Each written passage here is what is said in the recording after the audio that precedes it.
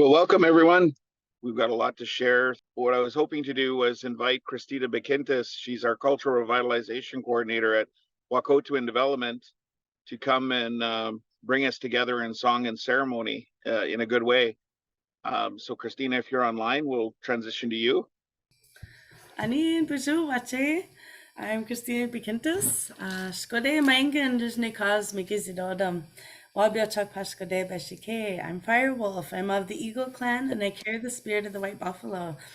It's always an honor to be a part of this. It's my third time being here.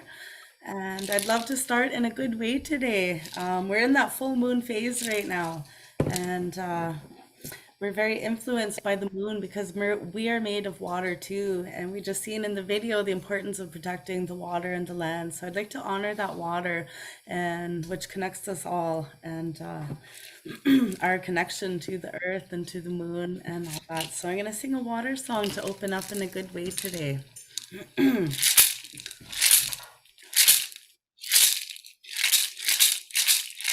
Wichita do ya, Wichita do ya, hey. Wichita do ya, Wichita do ya, hey.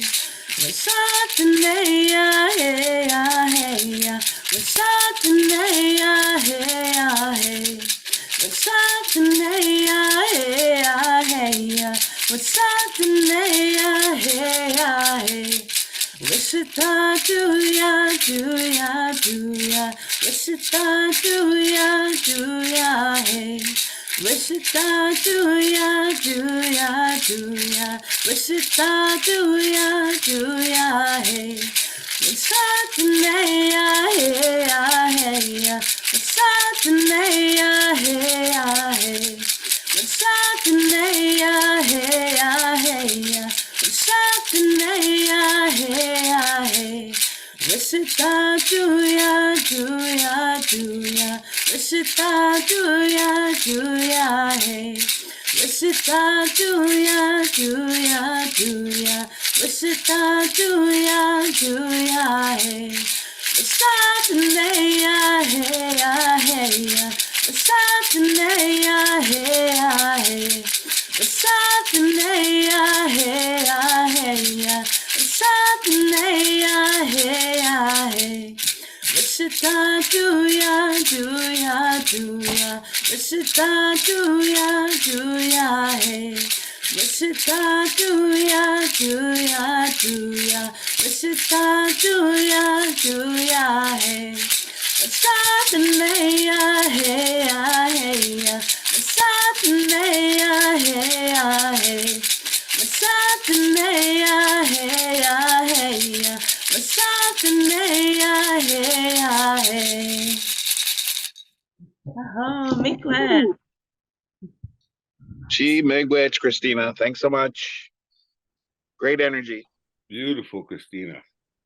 Must see true for that great opening. And Miigwech. the energy you're bringing into this discussion is perfect. I love the video as well. I think it was beautifully put together. Thank Jeremy for that, and everybody that spoke for hitting the nail right on the head in terms of capturing of the spirit of the gathering and the work we have going forward together. Good afternoon and good morning to some. My name is Stephen Nietzsche. I'm calling in from Yellowknife, Northwest Territories.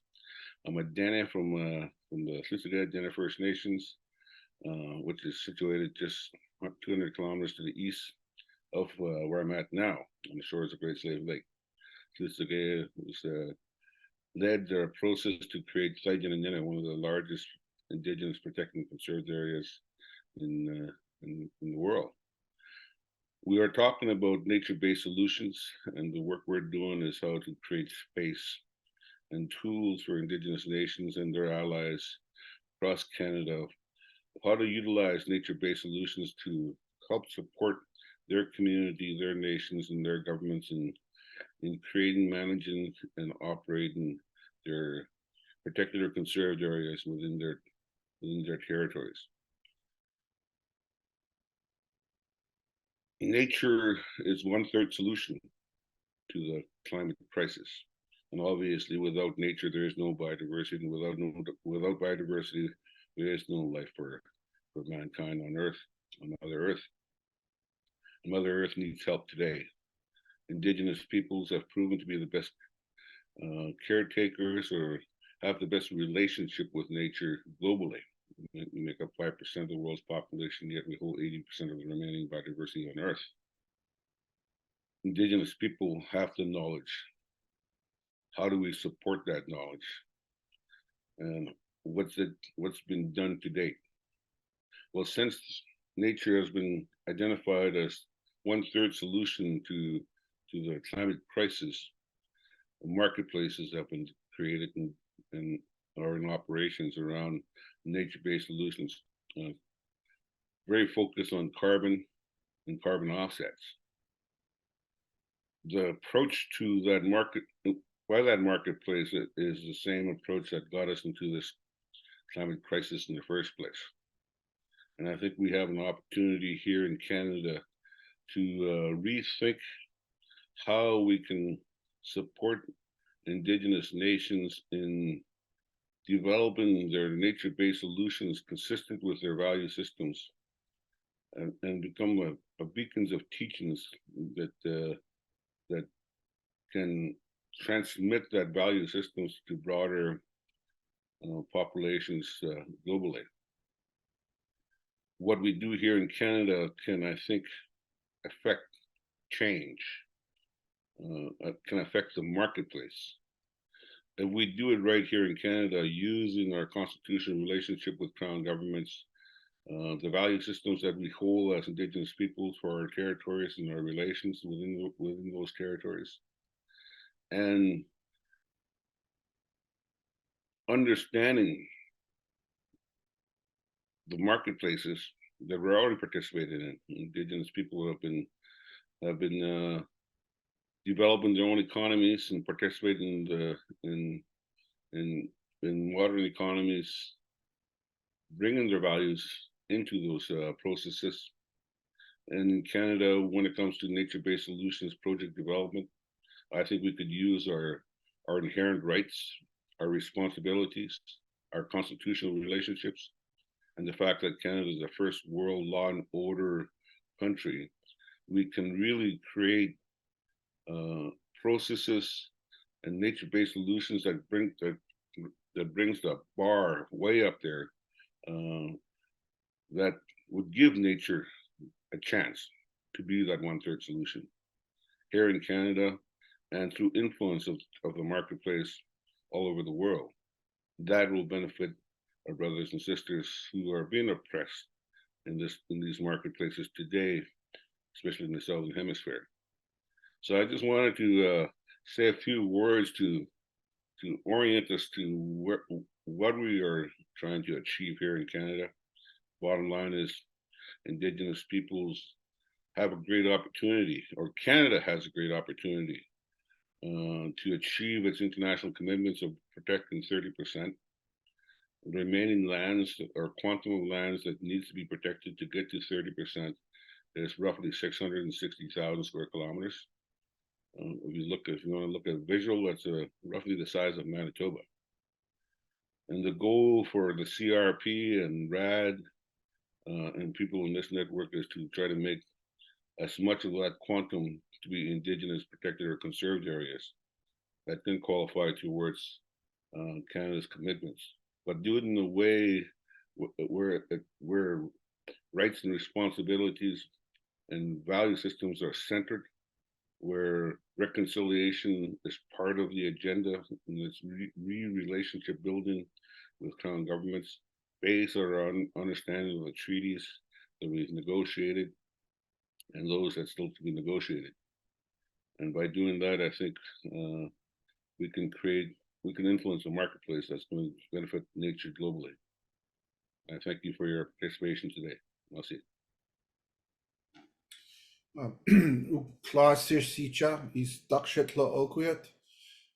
name is Terry Dorward. I work for Esau Kalam Foundation, a nonprofit Indigenous organization that is involved in many areas relating to Indigenous conservation efforts, locally, regionally, nationally, and even internationally. I'm the Conservation Director at the West Coast IPCA Support Program at the Nowison Gardens at the Collective Campus here in Tofino, which is the first IPCA Innovation Center in this country. I am Wolastoqiyik, part of the Nuu-chah-nulth Confederacy. We support Indigenous nations in capacity building when it comes to nation building, with a focus on developing Indigenous protected and conserved areas from coast to coast to coast. We recognize that Indigenous nations will shape their own IPCA that is reflective of their own cultural identity and biodiversity conditions. Our organization at IOF has a team of fundraisers that apply to private sector, philanthropists, government funding to find synergy in conservation projects that supports Indigenous title and rights. Like limited Indigenous language funding programs, we must continuously piecemeal funding opportunities to create Indigenous jobs and programs that are focused on developing an Indigenous conservation economy. Far too long, Indigenous nations are approached by extractive industries like oil, gas, minerals, fish farms, industrial logging that offers impacts agreements to reduce high unemployment in First Nation communities. After these corporations exhaust in the depletion of the resources, they move on to other areas, and we as Indigenous people are left to clean up the mess. And in many cases, the negative health effects in the aftermath, like what is happening with the Athabascan people in northern Alberta with the tar sands. As Indigenous peoples, we suffer far too long with this boom and bust economy collapse narrative. And many First Nations are seeking a more sustainable economic and food sovereign approaches to tackling these issues. Of course, this takes funding, and we welcome any financial support that's out there. Currently, our West Coast IPCA support program has been engaging 35 nations on Vancouver Island. This November 15th and 17th, we have registered many Nuu-chah-nulth reps, Coast Salish, from the Kwakwaka'wakw, to a regional gathering in Souk, which we are calling Estuary to Old Growth. The gathering will bring together land and water stewards from across the West Coast to collaborate, strengthen relations, and discuss shared responsibilities in the health and well-being of cultural and ecological systems that connect us from estuaries to old growth.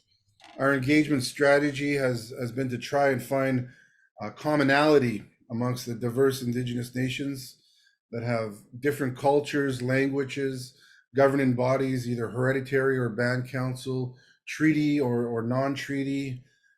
Due to negative impacts of resource extraction, industrial logging, mining, and open net fish farms, there's a great decline in biodiversity of all species. And this has prompted many Indigenous leaders to come together to seek out our own solutions. A common theme is that most folks we talk to all have a vested interest in upholding their ancient roles and responsibilities to provide an abundance of natural resources for present and future generations. On the West Coast, wild salmon, elk, deer, and all species that make up healthy ecosystems are integral to food sovereignty. We know very well in our approach that nations want to have their own control over what happens in their own territories. When it comes to species such as Chinook salmon that travel throughout the coastal waters and river systems, or elk that roam throughout large forested areas, that they don't have the same tribal borders as us. We believe that as Indigenous peoples, we have a collective shared responsibilities in protecting all these species, that we need to come together as like-minded people, because the Canadian governments and various industries have continuously failed when it comes to regional natural resource management on the West Coast. Our limited financial support to First Nations has been focused on conservation projects where poor past logging has devastated estuary ecosystems. We align our support in conservation efforts with guardian programs and like-minded restoration organizations so that our people can participate in jobs that are required in restoring our lands and resources to a healthier state and have meaningful employment for our people. At this time, I'd like to pass it over to Trish. Clecco.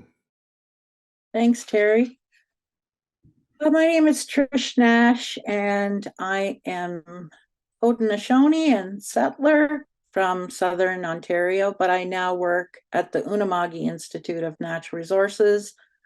I am the Indigenous Protected and Conserved Areas Program Manager, and I am sitting in Eskasoni First Nation. I just had a real interesting sign.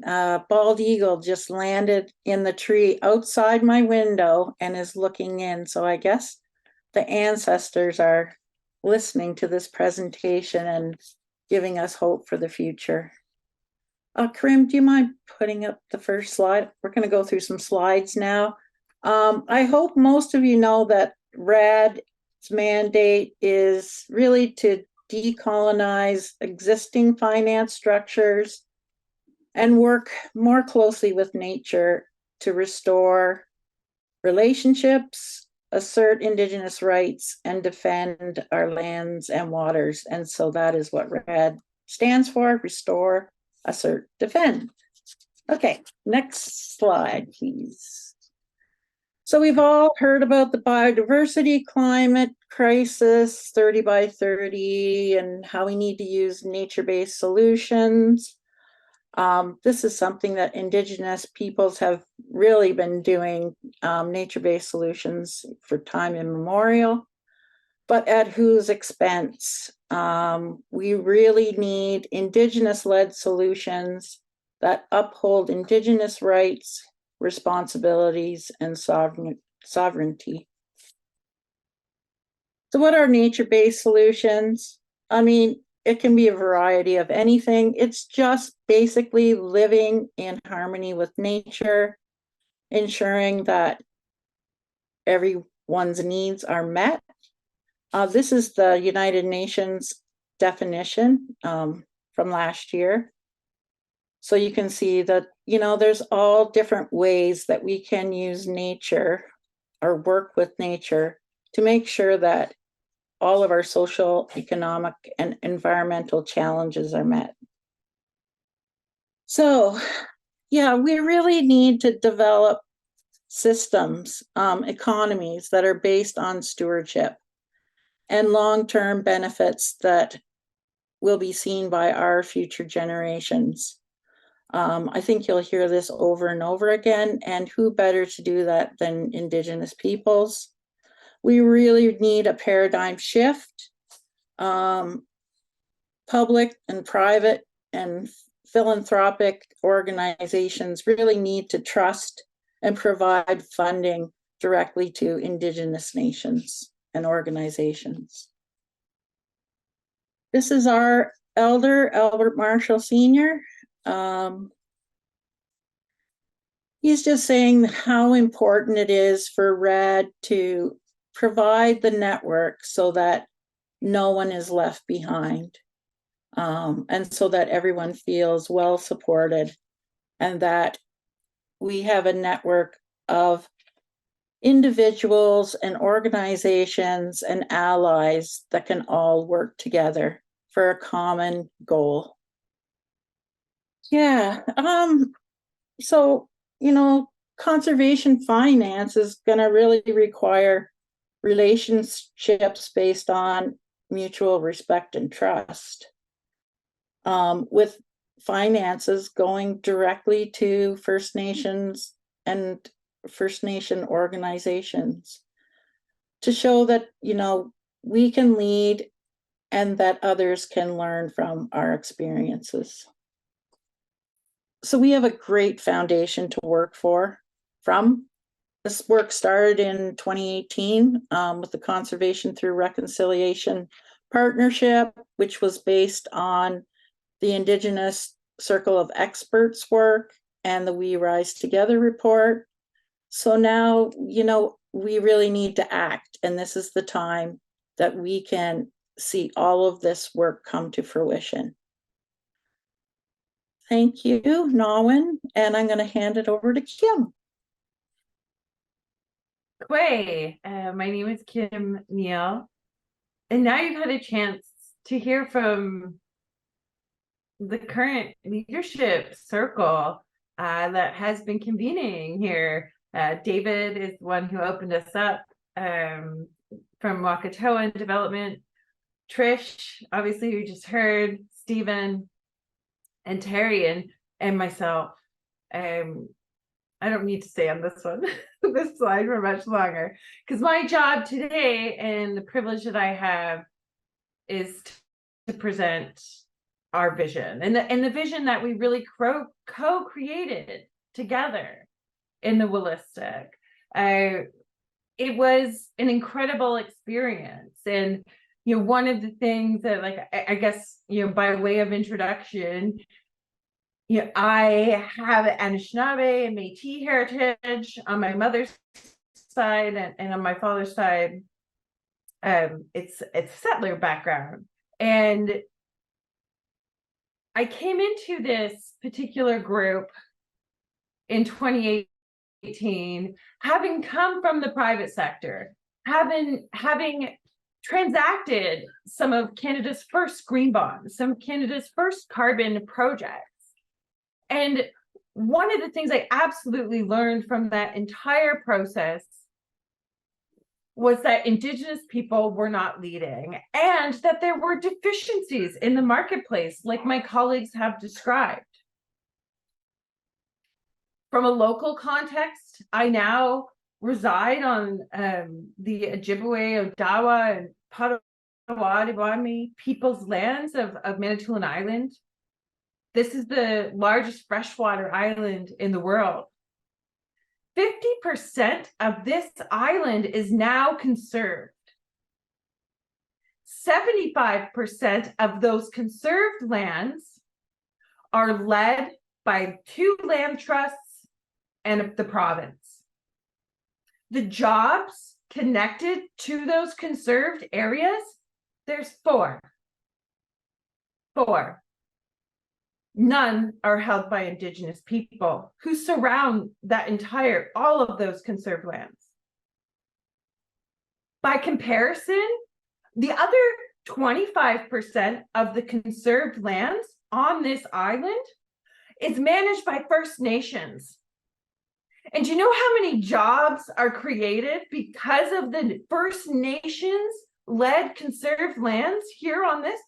Over 100. There is an exceptional conservation economy brewing right in my backyard. And it is led by Indigenous people, but they don't make up the vast majority of those conserved lands. It shows that there is something wrong happening with the way we've been financing and building capacity for conservation in Canada. And it was so important. And why do we need a space like RAD to convene and do this stuff? Because we have to have a space to have those difficult conversations of what those deficiencies are and what are the positive pathways and solutions that we can create together to overcome some of these barriers and create a more equitable conservation economy. That's why we spent so much time prior to this gathering building relationships with over 80 Indigenous leaders, guardians, and land managers from coast to coast. We also included our environmental NGO collaborators and researchers. Of them, I'm one. I work for a not-for-profit that is not Indigenous-led, but I can tell you that in the past year, we have changed the way we operate. We are developing tools that support Indigenous nations realizing their conservation goals, and nobody in our organization is allowed to begin working with our Indigenous partners until they have done the ownership, control, access, and possession training, until they have done the training that's required to be able to sit in a safe, ethical space with our partners. So what emerged from this gathering? There were conversations, thousands of them, about what we're all currently dealing with, and that might actually look a lot like what's happening on Manitoulin Island.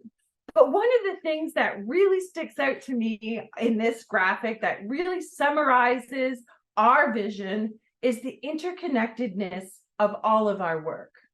We cannot just think about conservation finance in a silo. We need to think about our youth, our responsibilities, our elders.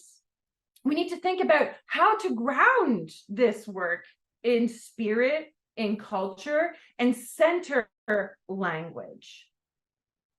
These are things that continuously and themes that continuously emerge in the Conservation Through Reconciliation Partnership research. But now we need to start thinking about baskets of action. What are those baskets of action? And I should note that every basket here needs to be woven together throughout all of our work. We cannot consider the values of our network, the tools and templates we want to create, and the markets we want to influence without really weaving every single basket together. Some of the pieces that have emerged with respect to values is that we need to continuously create ethical space and ground it in reciprocity. So how are we going to do that? Well, this fall, we are going to have a leadership gathering where we will be creating some governance and terms and some basic components on how we will interact with one another in this network. This network is not an organization. We all bring our gifts and the strengths of each one of our organizations to this space. And we need to be able to work with one another to uplift the strengths of everyone so that knowledge mobilization, capacity building, and action can be achieved in a way that is not extractive, that does not make the Indigenous leaders in this space feel like we're just here to have an interaction and then we're not having a long-term relationship. Those are the ways that we will ground this work in values.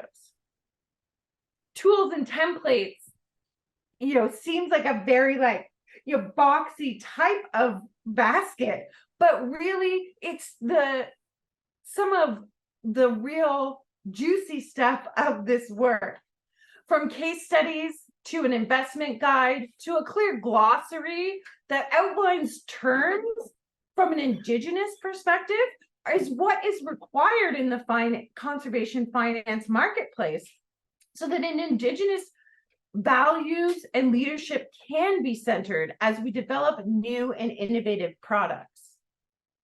Speaking of products, technology solutions is definitely at our doorstep. And we've begun some work on an equitable nature-based data platform so that we can begin to share knowledge. We can begin to build investment and investment interest if we share our data in the same place. But what needs to happen in that platform is protection of Indigenous data. You cannot be able to go onto this platform and download the data and go and use it for whatever purposes your intent might be if you're a third-party financing organization, NGO, or academic. There needs to be clear values that ground that equitable nature-based solutions. data platform, which is why we need to continuously be revisiting our RAD values. Another amazing idea that emerged in the gathering that we would love to pursue and absolutely take action on is applying this technology solution to create a clearinghouse for emerging carbon projects so that we can ensure FPIC is upheld in this market. The next set of baskets on our agenda is what we're generally calling law and policy. Jurisdiction, a declaration for the rights of nature, policy and advocacy are all different baskets, but they're all interconnected. We've already begun lots of work on this jurisdiction issue, and one of the real pieces of action that we want to pursue, and that is clearly coming out of this vision, is that we need to support nations that are currently in a jurisdictional battle, whether it be, on a watershed basis, on a provincial basis. There needs to be tools and templates that help Indigenous nations move through that. And we think the RAD network and the RAD website is a great place to begin convening that. We've also begun a policy and advocacy working group.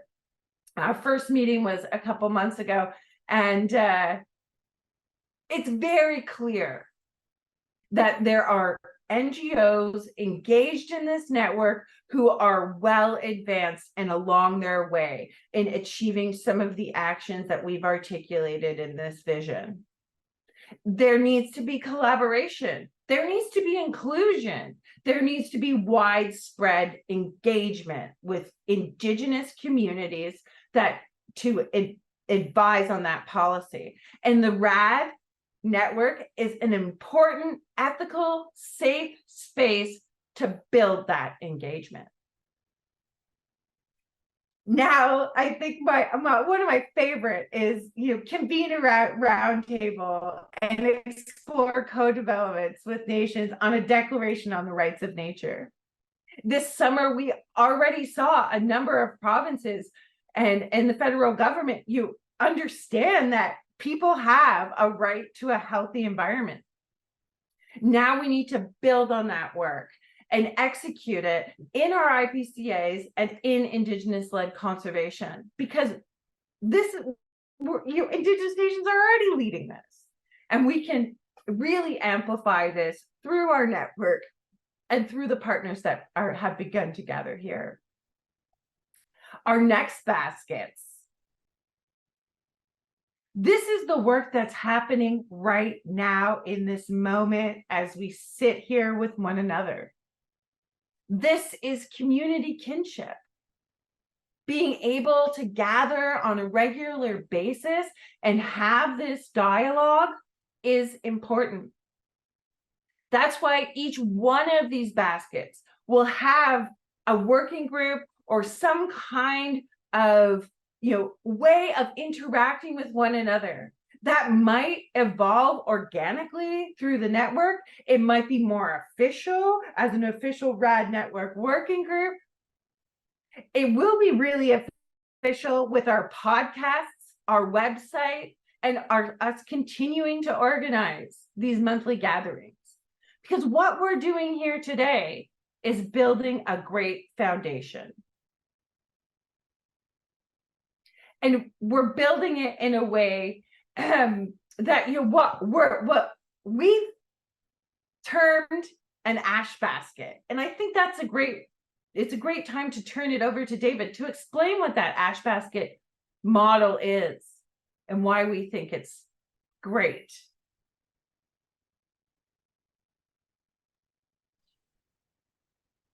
Chimegwich Kim. For those that didn't hear earlier, Adishnaka Zonze Maengan, Batachuan First Nation of Donjabal. My given name at birth was David Flood, and I'm from Matachewan First Nation, which is part of the Headwaters Treaty 9 area of Northern Ontario, 2/3 of the landmass. of Ontario, with 49 nations making up that geography. We're considered a Northern Ojibwe band, and I'm a registered professional forester in practice with about 30 years of advocacy work. So very, very honored and humbled to play a role in weaving this basket and participating in the visioning exercise, and a lot of the teachings and learnings that we all get to go through, because we're all lifelong learners. I think that's probably a big factor why we're all tuning into this full moon ceremony with the RAD Network. We had the privilege of seeing an ash basket be woven by a master crafter, Terry Young, at our vision gathering, and nothing better than a basket to tell the story of this emerging organization and the spirit and intent of the long-term implementation. The reality is it took us 150 years to get to this point. The world is looking to Indigenous people more and more for answers, and our youth and young people are rising, as well as our land users and leadership are collating and growing that response, understanding that we've never given up our stewardship roles. We've never given up that inherent right and jurisdiction. And in that context, Canada tells the world stage that nothing will happen in this country without the full participation of Indigenous peoples in bringing these solutions forward. So in that guise, as spoken to earlier, there's the CRP that this is birthed from. This is the financial seventh stream component of it, is how do we braid and weave financial tools with nature-based climate solutions to the benefit of our Indigenous nations that are and continue to rely on the natural environment in the face of climate change. There's no better position to be in than that one, because of the urgency, because of the priority that we have in the legal context, and the emerging reality that, as some people describe it, it's our blood knowledge. We have that inherently in our societies, in our culture. It's not gone away. And if anything, the world is looking to us to become more Indigenous in their own way of thinking, to provide for a holistic future for that 7 generations. So the basket, the weaving of the basket and the weaving of our organizations together, if you look at the next slide, our emerging early partners are coming from various tracks of relationship. You can see there's ENGO groups, other Indigenous organizations, some very legal active ENGO groups or NGO groups, and some longtime partners such as Ducks Unlimited, always on the conservation bent, and certainly on a fast track and understanding the value proposition of wetlands into our medicine chest and the value of water to the Indigenous people. And so in that regard, just in growing our future partnerships, we are actively working on what we're calling reciprocity agreements, so that as you join and look towards participating in the network, whether you're a First Nation or a practitioner or you're an external organization, you may or may not be Indigenous-led, everybody that comes to the network should be thinking about, what can I bring? How can I help? What do I offer? And we'd like to engage everybody in that level of commitment, even if you're just a member of the organization, where your commitment is to promote RAD, share RAD, spread the news for RAD.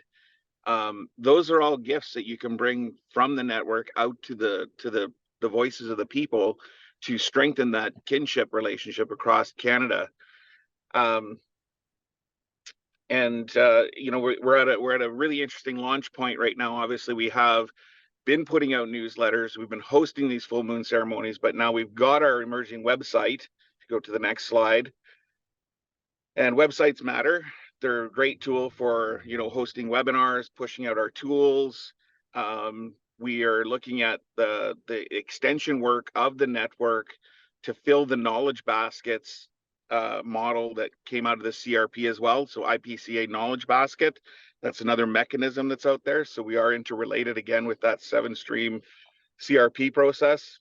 And certainly an arm of our work is focused on making sure that the IPCAs are well grounded, well supported, and really capture that opportunity to develop that finance mechanism offered by the federal government to the international finance community. But I don't think it ends quite there. I mean, carbon sequestration is one aspect of the natural environment we manage for, and we have a more holistic view around ecosystem services, and those things remain untapped. And we know that the world is turning its attention to, well, carbon's one thing, but what about managing for ecosystem health function and the full integrity and the intactness of the ecosystems, and how it creates a conservation economy for the local people that are meant to benefit from it.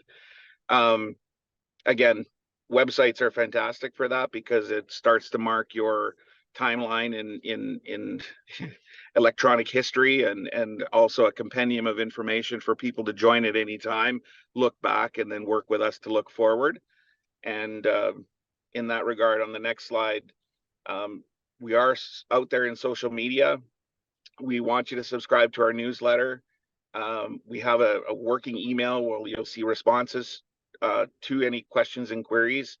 And essentially, we're stating that as we move through this harvest moon and move through the winter months, it's time to get down to some really interesting work around coming together and doing that storytelling and continuing to strengthen the network so that we move out into next spring and following the cycle of the full moon and early spring.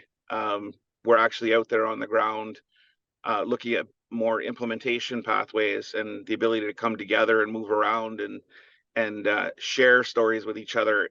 The idea is the basket itself concept is that we will move that basket around in sharing the teachings and learnings throughout the regions of Canada, and where our nations are pushing the agenda of conservation-based economy and IPCAs. So as I said, we're here to help. We're here to learn together. We're here to generate knowledge and wisdom. I call it living by the 7 grandfather teachings, or other nations have principles or rules of natural law. And in our jurisdiction where I work, we are fortunate enough right now to be pulled into what's called the Project for Finance Permanence vortex around IPCAs at a very late stage of the development. But the Mushkego Tribal Council was approached in December at COP15 to sign on to the PFP process. So by nature, 2 of our 3 owner communities are part of that Cree Tribal Council. And that means, our workload as Wahkohtowin Development went up, but our communities had already gone down the path of saying we support 30 by 2030. We want to maximize our ability to identify in the commercial industrial forest landscape, how do we drive to 30% or more to create that conservation economy so that our communities are well off, are participating in a very diverse suite of economic opportunities. And again, everybody's here for the same reason, that future generation and the well-being of Mother Earth. All right, miigwech. I just want to say miigwech to everybody who works to put this together. I'd like to close with the Mother Earth song. We're talking about all the conservation and the importance of protecting our lands and waters and having a healthy Mother Earth for our future generations. So I'd like to close with the Mother Earth song. Miigwech again.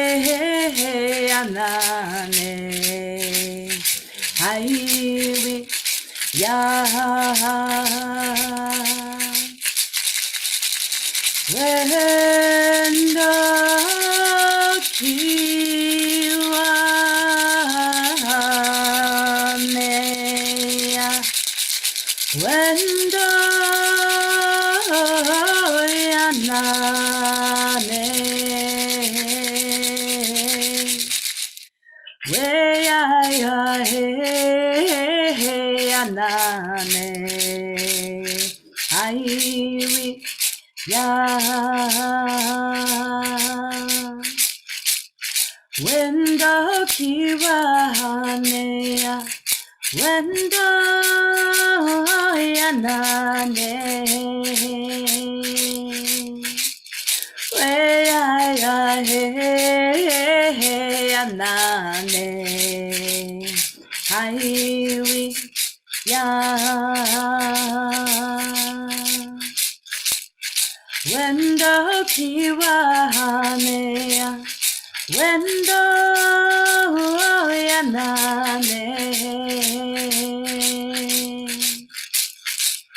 weya he yanane, haiwi ya.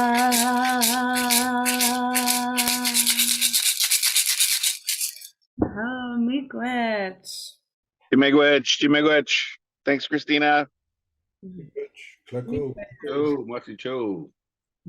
Tiltong na, Tautong na. Everyone. Owen. Bamapi, everyone. See you again. Bamapi. Chew. On that steam us off.